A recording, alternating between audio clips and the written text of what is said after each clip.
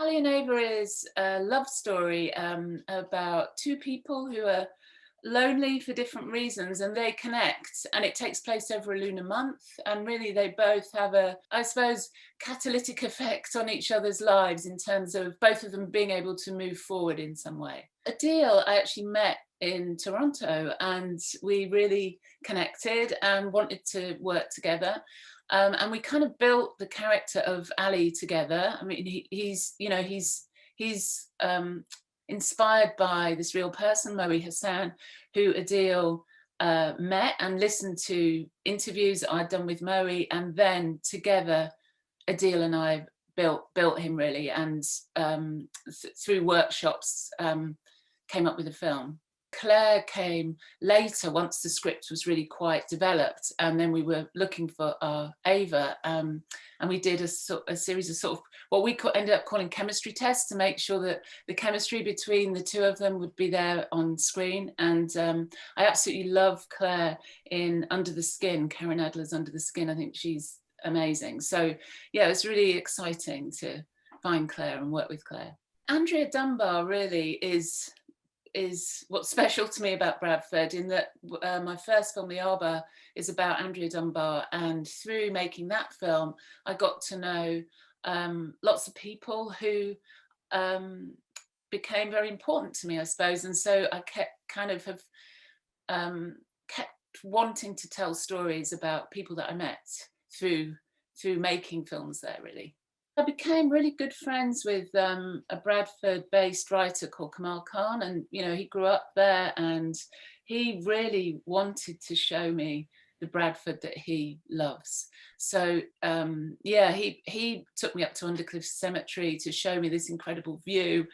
And actually, when we were up there, the football was on, and it's amazing the sound of the city from up there, really.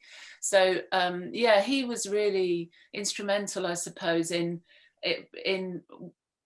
wanting to shape a kind of a view of the city that he feels isn't seen often enough, which is optimistic and beautiful, which it is. Ulla Birkeland was the cinematographer on Ali and Ava, and we'd worked together before on The Arbor, so he shot The Arbor way back in 2010. So yeah, it was really lovely going back to the city with him, and kind of reimagining it in a kind of slightly different way. Being on set was a real joy because Adil is such an amazing person, and so is Claire, and so is Ariana, who plays Sophia, who's the little girl who kind of brings them together.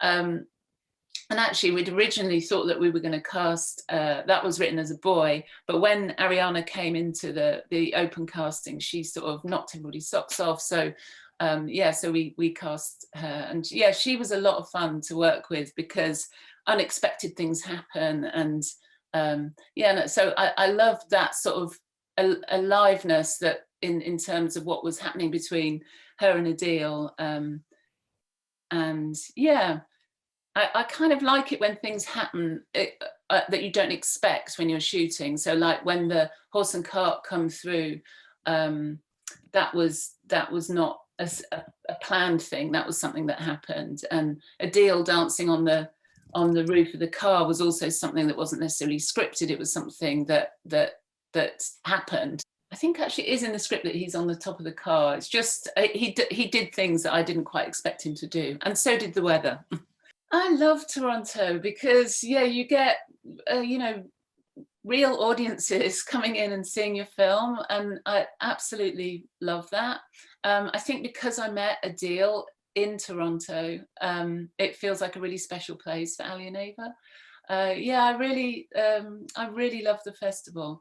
So yeah, I'm really sad that I can't be there. I hope that people leave the cinema with a feeling of possibility and optimism. I think it's deliberately open-ended so that you don't quite know what's going to happen with the two of them, but I think you really feel both of them, things have opened up. So I hope that that's the feeling for the audience too, that there's something optimistic and a sense of yeah, hope and possibility.